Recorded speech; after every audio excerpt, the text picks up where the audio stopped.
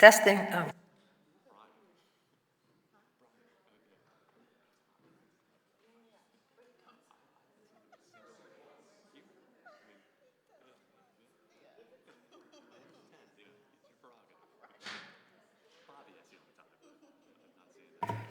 We're good. Oh, there we go. Yours worked. Okay. Okay. Thank you.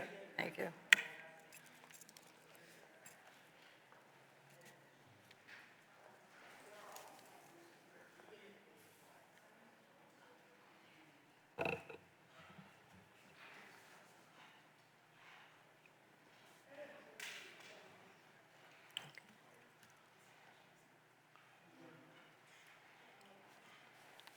Good morning. The December 9th, 2024 meeting of the Economic Opportunity Review Committee is hereby called to order. We welcome our guest speakers, members of the public, and those watching on Xfinity Channel 64, FiOS Channel 40, and the City Council website. EORC members include the Office of Economic Opportunity, whose Deputy Commerce Director is the ex officio chair of this committee.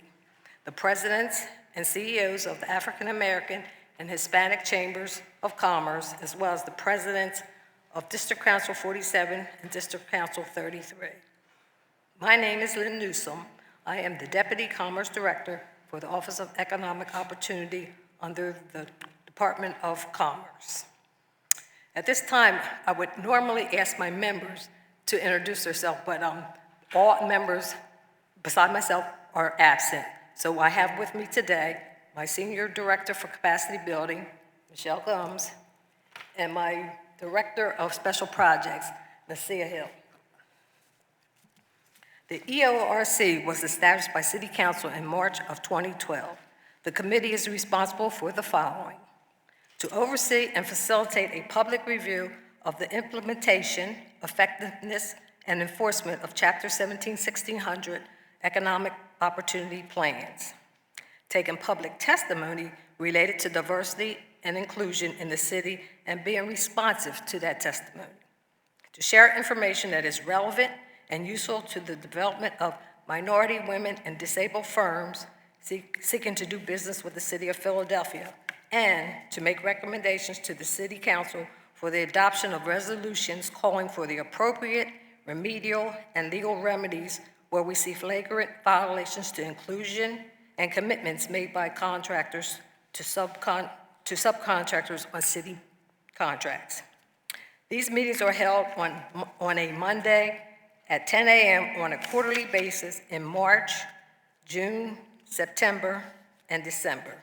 And the transcripts of this and all previous meetings are available on the OEO website, which can be found at www.oeo.phila,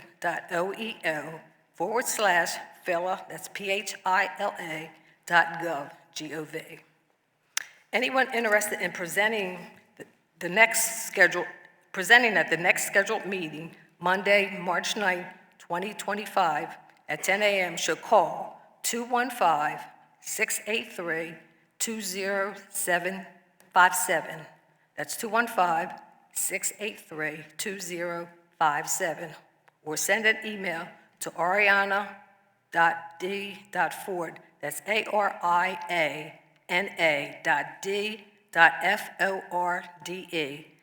@phila.gov, and submit the following information: full name, callback number, and an email address where you can be reached. At this time, we will allow the public an opportunity to give testimony.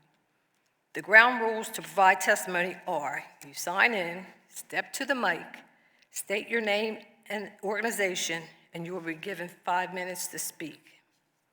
Is anybody here for testimony? Seeing that there's no one here for public testimony, we will move on to our guest speakers. Our guest speakers today are Blaine Stoddard, President and CEO of BFW Group, Misha Green, Compliance Officer, and Enrique Hervada, COO of Cobbs Creek Foundation, and they will be presenting the Cobbs Creek Golf Project. If you're ready, please step to.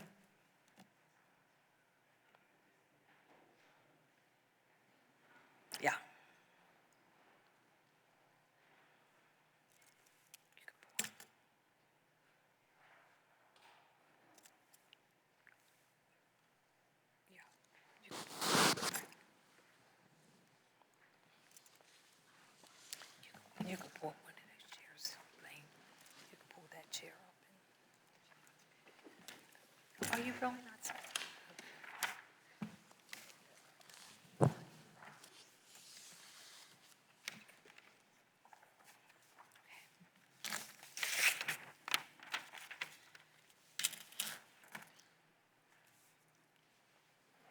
You may begin when you're ready. Good morning, and first of all, thank you for having us. We appreciate the opportunity to give you an update on the project. And if you don't mind, I would just like to take a few minutes to tell you about the project and where it began and where we are today. The Cobbs Creek Golf Course was built in 1916. The city of Philadelphia had some land. Fairmount Park was considered part of Fairmount Park back then. And it was on the outskirts of the city in West Philadelphia, really right by City Line Avenue. And there was a desire in the city for a public golf course. And so a group of gentlemen and ladies came to the city and asked for some land to build a public golf course. And after much debate, back and forth, it took them about 5 years to convince the city to build a golf course, because people back then, they weren't even sure people were going to play this. It was a new sport. Nobody knew much about it. And there's a lot of history that we found in those meetings where the city council was hesitant at first to build a golf course. They eventually decided to give them some land. So they took 350 acres that they had out in really what was the country back then. It was pretty far out. It was all the way out by City Line Avenue. And they built a golf course. The golf course was built by some historic Philadelphians that ended up going on and building some of the best golf courses in the world. They're known as the Philadelphia School of Architecture for golf. And they built Marion Golf Course, Pine Valley Golf Course, some of the fine country clubs around the region. Some of these golf course designers built Cobbs Creek. And it was considered the finest public golf course in the country when it opened in 1916. When it did open, much to the delight of the people, it was very popular. It had tremendous amount of activity, and rounds were being played there on a regular basis. They had some big tournaments there. In 1928, they had a Publinks USGA championship, which was a national championship. Throughout the 30s, it thrived very well. In the late 30s, something very significant happened at Cobbs Creek. There was a gentleman. He was a young boy, actually. He was 17 years old, and he was a caddy in North Carolina, and he was working at a golf club. And long story short, he got in trouble down there, and he came to Philadelphia. And he was a young black boy, and he ended up working at the Nabisco factory in the Northeast, and he discovers Cobbs Creek. And he starts going to Cobbs Creek, and he can't believe there's a place where he can play, because in North Carolina, they didn't have any public golf courses. They only had private golf courses. This young boy ends up becoming the first to play on the PGA Tour, to win on the PGA Tour. He's in the World Golf Hall of Fame, and he has a Presidential Medal of Freedom from Barack Obama. His name was Charlie Sifford. And he grew up literally playing at Cobbs Creek, and he is the Jackie Robinson of golf, is what he's called. Very important figure in the history of golf. And, without an opportunity that he had at Cobbs Creek, who knows what would have become of him. He was given an opportunity. So he's a very important part of the story in our eyes. And there was a lot of inclusion back in those days too. It was a welcoming place where all minorities were welcome from day one, and women were welcome when they weren't allowed to play at a lot of other places too. So it's always been a very inclusive place, and will continue to be so. As a public golf course, the public is always welcome. There's no memberships. You don't have to join anything. It's open to all members. Anyone wants to come can play. So in the 40s and 50s, it did really well. They had some public PGA tournament there called the Daily News Open, where Arnold Palmer and Billy Casper and some of the best golfers in the world played at Cobbs Creek, and it was that level of a golf course. It was a high-level championship golf course, and to me, that was sort of the peak of the golf course. It did really well. And then in the 60s and 70s, it started to deteriorate. The money wasn't put back into the golf course that was necessary to maintain it at a championship level, and over the decades, the 60s, 70s, and 80s, it just sort of fell into disrepair, so much that the city referred to it as a stranded asset. They didn't have the money to restore it the way that it needed to. They weren't really sure what to do with it. About 10 years ago, there was a lot of debate on what to do with Cobbs Creek. About 5 years ago, the Cobbs Creek Foundation was formed. We're a 501c3 nonprofit, and our goal is to restore the Cobbs Creek Golf Course back, and then we opened an education center as well on the property for the youth of Philadelphia. So that's really our goal and our plan, is to restore the golf course back to its original splendor, really is the word. And we're well on our way. We have raised close to $90 million. We have built several of the projects so far, and it's really going to be two phases right now. The first phase is a reservoir and irrigation system. You need water to grow a golf course, and the other one didn't have one. The old course did not have one, so we built a reservoir that holds and maintains water. And then we're building right now the Tiger Woods Learning App. One of the other cool things about the history of the project is about 25 years ago, there was a young black golfer named Tiger Woods, and he was learning how to play golf. And his father, Earl Woods, reached out to Charlie Sifford, who was living in Southern California. And they became friends, and he wanted him to mentor his young son, who was a very good golfer, obviously. And so much that young Tiger Woods refers to Charlie Sifford as his grandfather and named his son Charlie after Charlie Sifford. So there's a real connection with Charlie Sifford and Tiger Woods. And so a few years ago, we were looking for an educational piece of the project because this project was always going to have an educational component attached to it. And we had merged with a small nonprofit that was doing some tutoring with kids and doing some great things, but we were looking for more. We wanted a real established educational component to add to the project. And we got introduced to the TGR Foundation, which is Tiger Woods' foundation. 20 years ago, they built a learning lab in Southern California in Anaheim, and it's been in operation for 20 years. It's STEM learning. They bring kids from the neighborhood in on after-school, weekends, and in the summer, and they've had tremendous success with these kids, preparing them for college, preparing them for professional careers, and moving on. And they were looking to open a second learning lab somewhere in the Northeast in an urban environment with a golf course. And we checked all those boxes for them, and obviously the relationship with Tiger Woods and Charlie Sifford was significant as well. He knew all about Cobbs Creek, and he knew about the history that had happened here. And so we signed a formal agreement with the TGR Foundation, and we are building a 30,000 square foot learning lab, which is under construction now, and it's slated to be completed in April. We're gonna have an opening for that building in April. And it's really like, it's a massive classroom type building with all kinds of sophisticated equipment for learning and education in that building. And we decided to build that first, because in our eyes, the educational component of this project was the most important part of the project, so we decided to build that first. The second thing we're building is a driving range. There was always a driving range there, but like the rest of the golf course, it had fallen apart and really wasn't operational. So we're building a state-of-the-art driving range. It's going to have a building, which is also about a 30,000 square foot building, which on the first floor is going to be a pro shop and a museum celebrating the history of Cobbs Creek golf and Charlie Sifford and what happened at this golf course. And then the second floor is going to be a restaurant, which is going to be like I would call it a fun kind of place with TVs, and you can go and have a beer and wings. It's not going to be a high-end, fancy restaurant. It's going to be a nice family restaurant in the neighborhood. And then the third floor of this building is going to be a community center, a community space where anyone from the community can use it for activities. You could have small functions there. You could have business functions there. You could have parties there. I guess you could have a small wedding. It probably would only hold 100 people, but you could have those type of events at this space. And then there are 68 bays where people can hit golf balls out onto the range, and it's a profitable thing for a golf course to have a driving range. That's really the first phase of the project, and that's all underway right now. We're going to give you the report on that and the details of that. And then the second phase is actually restoring the golf course. And part of the reason that the golf course struggled over the years is there's 3 miles of creek that run through the property, and it floods. When we get these massive rains, it would flood and damage the golf course. So as part of our lease with the city, we have to restore that creek. And it's a very expensive $30 million part of the project, which we hope to start. It looks like we're going to start that in March. And once we finish the creek part, then we can work on the golf course. And actually, restoring the golf course is probably the easiest part of the project. The buildings and the creek are complicated. And so phase one is almost complete. It will be complete by the end of the year, by the end of next year. I'm really by August of next year. Phase one will be complete. And then phase two, we hope to finish in early 2027, which is the creek. There's also some other buildings that will be going up. There's a maintenance building, which you hold all the equipment to maintain the golf course. And then there's a cart barn, they call them, where you store the golf carts, okay? And then there'll be a small clubhouse for starters building. But the main buildings and the real hub of the campus is the TGR Learning Lab and the driving range. They're right next to each other. And there's also a short golf course in the back that's behind the TGR Learning Lab, which is complete. I forgot to mention that, I'm sorry. There's a 9-hole short course, which we've built, and it's done. We're gonna open that in May. It's just kind of growing in right now. You can't really play it until the grass grows thicker. You kind of need a fall and a spring for it to grow in, but that's pretty much done, and we'll be opening in May. So it's a pretty exciting time for us. There's a lot of things going on. There's a lot of work that has been done, and there's still a lot more work to be done, both on the execution and fundraising side, but we feel like we're in a really good spot, and that's sort of the history of the golf course and where we are now.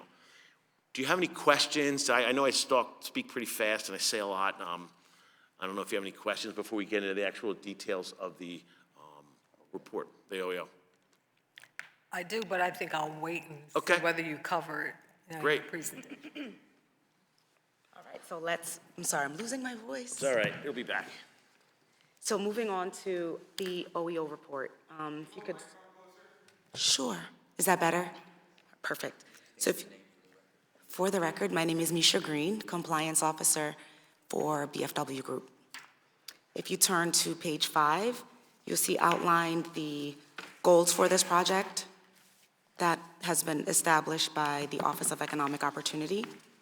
Regarding construction contracts, 20% should be executed by MBE firms and 15% by WBE firms.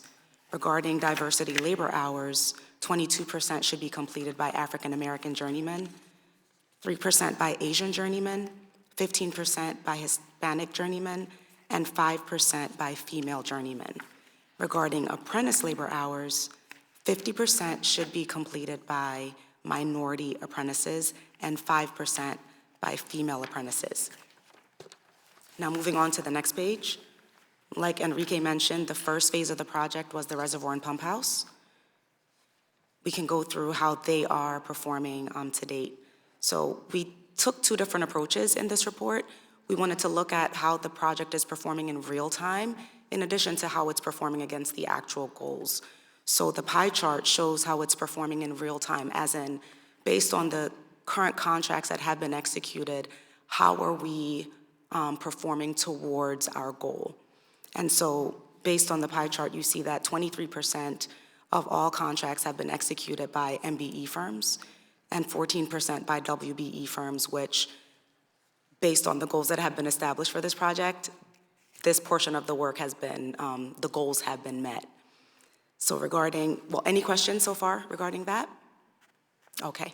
So regarding diversity labor hours, 15% have been completed by African American for the pump house and reservoir, 2% by Asian, and 17% by Hispanic. So once again, most of the goals have been met regarding the diversity labor hours. There was still more work to be done. However, this portion of the work is already just about complete, and there was just so much specialty work in this phase that what was available, we just did not have as many minority vendors available to complete this portion of the work. Regarding apprentice, oh, sure. I have a question. Sure. What trades were in these numbers? Because it says the reservoir and pump house. Were there specialty trades? Was it like not apprentices, but pretty much plumbing, or was it operating engineers? What was the majority of the trades? I don't remember off the top of my head, but there were specialty trades that we just didn't have the availability in minority vendors. Okay, thank you.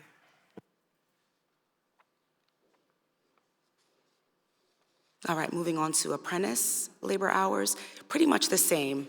It just wasn't, the availability just wasn't there. And so 4% of all labor hours were completed by apprentices, by minority apprentices, excuse me.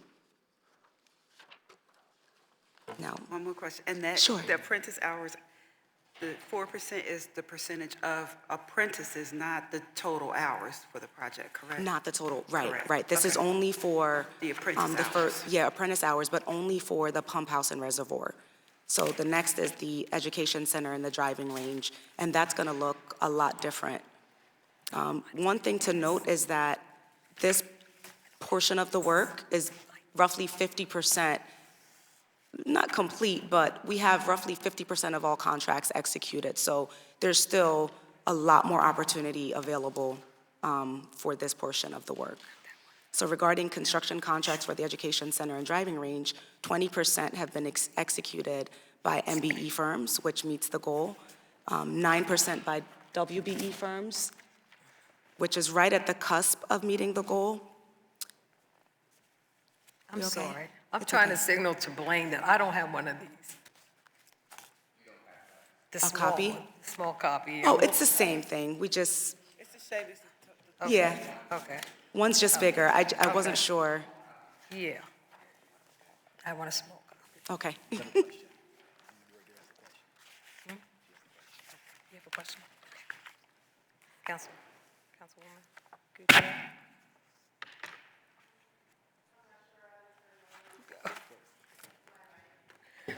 I had to have him push the green and hold it down. It's not working. Oh, he said 1 second. Okay. Good morning. I wanted to know if you could explain more about the difficulty in finding minority apprentices. Okay. So I know that we've had outreach events for this project, and there was a lot of interest. However, because there is so much specialty work for the pump house and the reservoir, it just wasn't available. We checked the OEO website for different vendors to see that there was opportunity, and there just wasn't. Sure. So, as Lynn was saying, Chairwoman Lynn was saying that the pump house was a small contract with specialty trades.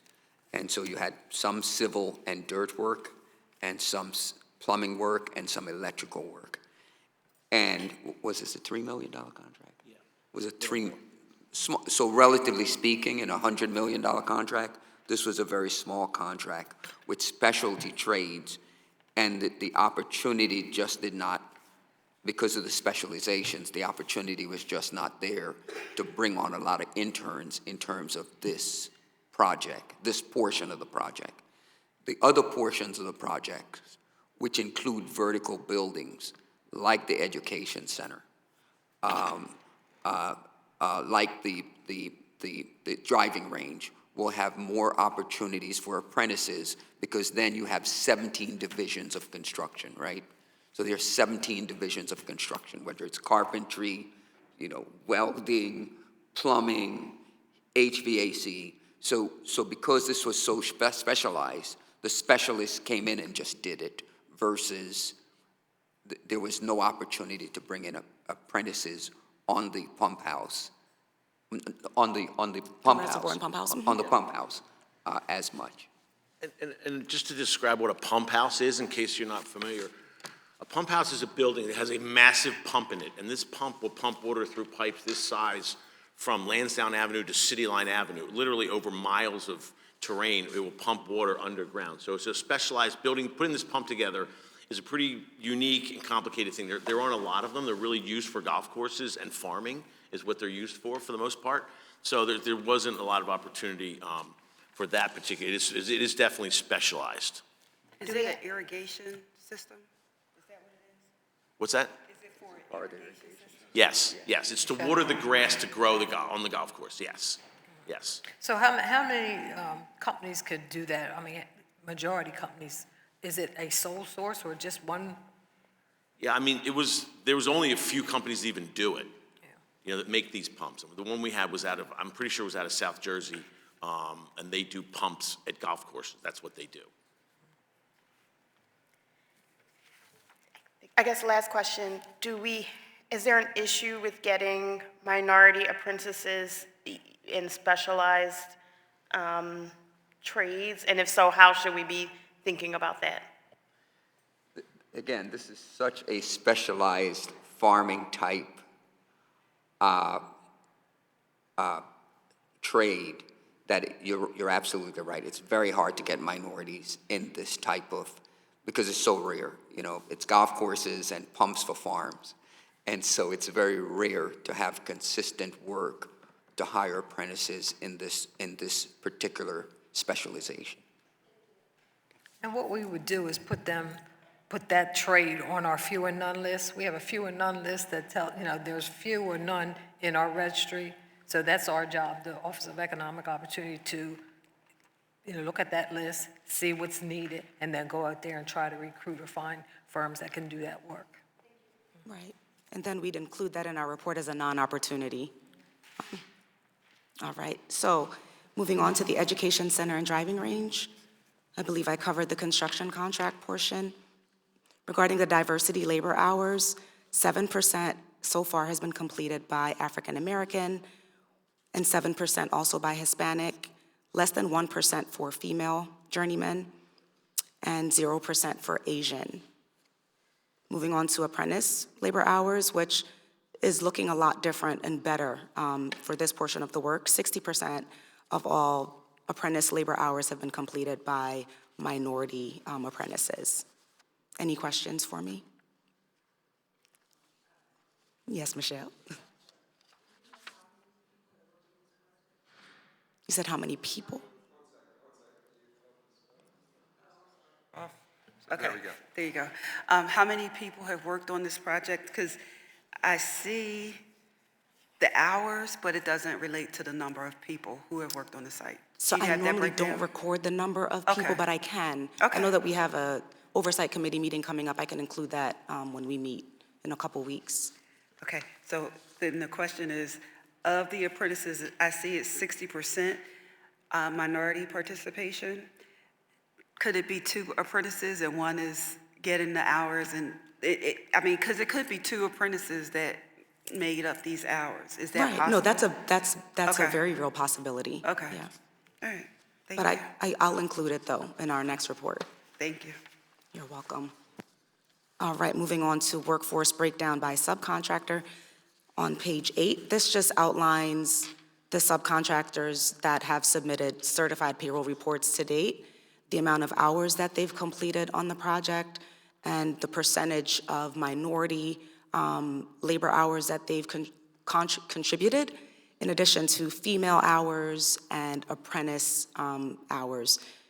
I'm not going to go through everyone here, but if you could take a moment, just kind of look through and let me know if you have any questions about anyone that you see on here. The ones that are highlighted or that are bolded are the ones that are new from the last time we had our last oversight committee. So I know that Michelle and Lynn, you guys would recognize that. But for everyone else, this is just a typical report for our oversight committee meeting.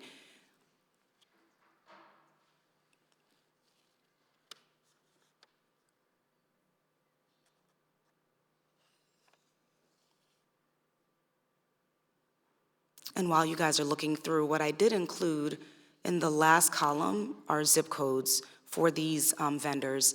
That was a request at our last oversight committee meeting.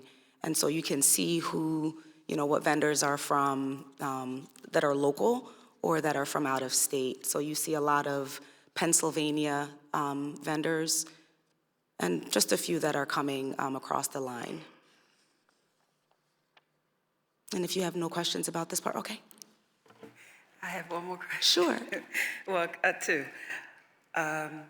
City of Philadelphia residents, are there any overlap with the residents, with the reservoir and the education center for employment? So I broke those out in two Okay. different sections. So the first part is the reservoir and pump house. There is no overlap. They're Okay. separate. And so what you notice here is that Pennsylvania residents, not including Philadelphia, we have roughly 62%. For Philadelphia specifically, we have 21% of employees for the pump house and the reservoir. And then for the education center, 47% are from Pennsylvania, but not including Philadelphia. And then Philadelphia residents, we have 20%. Any questions about that? That's great information. Awesome. And that was also an addition from our last oversight committee meeting. You guys were interested to see the local demographics. All right, page 9, minority firms and the commitment. So this shows the minority vendors that we currently have, what their contract value is, and what certification they hold, whether they are MBE or WBE. There is no double dipping, so if there's a vendor that is a MWBE, they only count as a MBE or a WBE.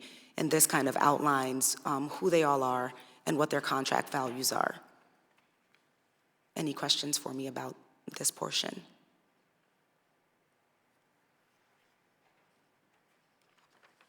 All right, seeing there's none. Page 10, change orders. So this is just a long list of all the change orders that have taken place so far for this project. What we've done A new addition is that we've broken out most of the change orders so that they're individually listed versus combining them per subcontractor, which is what we've done in the past. So this outlines all the change orders that have taken place to date. There are still a few that I need to include the reason for the change order, which was a request at our last Oversight Committee meeting. But on the far right column, you'll see the reasons for the change order. And on the bottom, you'll see who authorizes all the change orders, which is the project development director. You were reading my mind. I was just about to ask you the process. I think we had that discussion during the Oversight Committee. We did. Being that, we want to know the process of, the change orders so that people won't low bid and then, up their, the contract amount by doing change orders. Right. So, okay. Right. So I you- do remember that from our last Yes. meeting. Yeah. Yeah. So with that being a concern, that it was important that we outlined everything here so that we can see what the process is, what the order is, who checks the boxes off, and here we are. Because I think we were alarmed at how many change orders were. Right. That's always a red flag for my office that, somebody's low bidding and then making it up through change orders. Right, and that's understandable. That's understandable because, and like I said, what we were doing in the past was we'd combine the change orders per subcontractor. So if a subcontractor had 6 change orders that totaled $300,000, you would see that one subcontractor $300,000, and it would be alarming because it would appear as though, they might have low bidded, like you said, and then submitted change orders. But what we've done here is we've outlined, the details and the specific change orders and why they took place so that, it's clear exactly what's happening. Thank you, I appreciate it. You're welcome. Any other questions about change orders? All right, so the final page is the project totals. And this shows the combined contract values, workforce hours for the pump house and reservoir and the education center and driving range. And so, Are you on page 11? I'm so sorry. sure, page 11. Okay, thank you. You got it. So for construction contracts, 20% of all executed contracts have been executed by MBE firms and 10% by WBE firms. So regarding MBE firms, we've met that goal. Regarding WBE firms, we're still working on that. And like I said, with the driving range, we're still only 50% of executed contracts. And so there's still plenty of opportunity to make that up. Regarding diversity labor hours, 9% of all hours completed for the entire project were completed by African American journeymen, less than 1% for Asian journeymen, less than 1% for female journeymen, and 10% for Hispanic journeymen. Regarding the total apprentice hours, 7% have been completed by minority apprentices. Any questions about the project totals? I just have a comment on apprentices. It would seem, again, this is Blaine's explanation, it would seem, Madam Chairman and Councilwoman, that the contractors that are working here are just trying to keep their workers, because we have not, in Philadelphia, we have not gone back to pre-pandemic construction levels. And so it looks like based on the hours for apprentices are not getting a lot of hours. And the reason for that is because the contractors that are working on the job just have enough work to keep their workers. And so they're not going out, bringing on apprentices for this project so far. Now, this could change, but I think that's the explanation for the low apprentice hours. The opportunity to bring on apprentices is just not there because the contractors just have enough work to keep their existing staff. And I see that throughout this, where we're not hitting, I'm just being totally transparent, we're not hitting our apprentice hours because there isn't enough work to bring on apprentices. Yeah, that That's makes what I'm sense. seeing. Yeah, that makes sense. Thank you, Blaine. And one more thing to note that's not in the report is that there are other vendors like BFW Group, like Perryman Construction, that are not included in this report, but their contract value is significant enough that it would have shifted these numbers, but we're not tracking professional services. Likewise, there are other vendors that are certified, but in another state. So we're going to work to get them to become certified in Philadelphia so that those totals can also be accredited to this project. So just wanted to point that out. Can I just talk about the certification? So if they're certified in another state, and they're certified by an approved vendor for City of Philadelphia, they can get into our registry and we can count their Oh, participation. wonderful. So I just will- wanted I to will let call know. you. As We well, will- call we will me talk, and we'll talk yes. about it, yes. Perfect, thank you. Yeah. Any questions about everything that we've discussed? I do have a question about the Learning Lab. Sure. I know you say it's opening in April 2025. Yes. How do students get attached to the Learning Lab? How do they learn about it? So we've spent a lot of time already working in the local schools. We're primarily working from the golf course out for the opportunity. So there's several elementary schools that we've been working in for several years with volunteers and doing different programming for them. And they're going to get the first opportunity, the local kids, and then it's going to go out from there. If anyone wants to apply, you can go to our website. There'll be opportunities really as we get closer towards the event, but they can apply. And it's also free of charge. There's no charge for any of the kids to do the activities at the Learning Lab. Is it just for Philadelphia? Well, no, there's going to be some Upper Darby kids from Delaware County. We're right on the border of Upper Darby and Delaware County, and Montgomery County is right there too. So there will be kids from some of the counties nearby. But we're going to focus primarily on the within 1 square mile of the golf course. There's something like 15,000 elementary school kids. There's a lot of kids all really very close to the property already. And we're going to focus on them first. And elementary is the first, What's that? elementary school is the Yes. first? Well, okay. it really goes from first grade through 12th. There's different programming. The first through fifth, we mostly do the programming in their own schools. And then when you get to 6th grade through 12th grade, the programming is done at the site. So we have a little of both, but it's K through 12 programming, yes. And are you just relying on the schools to get that information out to the parents? What is the process of the outreach process to make sure that parents, particularly ones in Philadelphia, know about this program? Yeah, I'm not sure, I apologize. I'm gonna get back to you on that because Meredith Foote, our director of, I'm really on trying to get this thing built and then not run the school. We can get you that information, but they're gonna reach out to the schools and you can go to our website as well. So it's cobbscreek.org. There's a lot of information there as well. Right, and just from talking with Meredith Foote, she has been, her and her team, they've been really instrumental in going into these schools to run different programs and educational and resource events to make sure that parents are getting this information, that their children are getting this information. So there's a lot of work being done to make sure that the information is getting out there about the Learning Lab and making sure that there's going to be enough. I think there's going to be a waiting list. If I'm Yeah, I not think mistaken. we're gonna have More than not be enough. able to accommodate everybody. And my Yeah. concern is, particularly minority children and minority parents, they get information in different ways. So, they don't always go to websites or PTA meetings or something. So I want to make sure, and Misha will cover this, or we'll talk about this in the Oversight Committee, different ways to reach, parents, particularly minority parents, and particularly Philadelphia minority parents. Okay. So Misha, could you make sure that this committee gets an email and a phone number that they will have, so if a parent is interested, they can email the foundation? So if you could get that to them. Sure. Okay, great. Sure. Because the way that BFW got involved was because the project was stuck from a land development standpoint. We had to get all our approvals, and that's how BFW got hired as the owner's representative and as the OEO consultant to help run this project. And one of the things I found out about Cobbs Creek, because you know I'm very vocal about Black folks.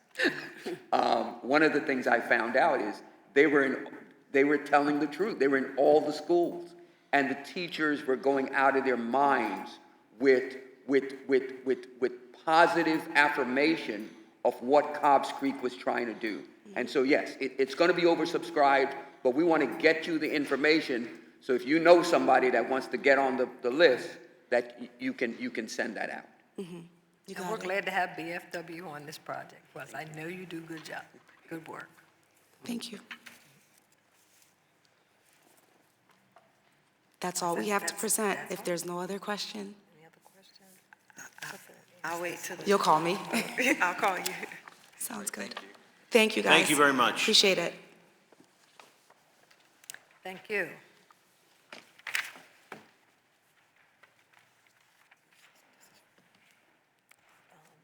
Rachel sent that out. So I didn't see what, I don't understand the question, so.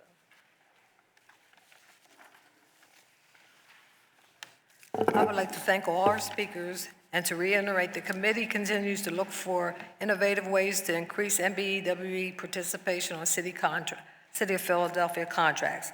In addition, I invite all to utilize the workshops and information sessions that OEO provides every third and fourth Wednesday of the month from 1 to 3.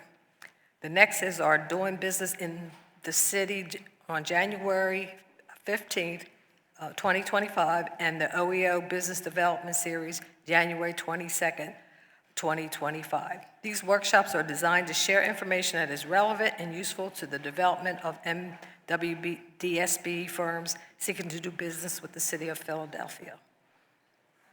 As always, I remain grateful for the opportunity to lead this charge. I wish everyone a joyous and safe holiday.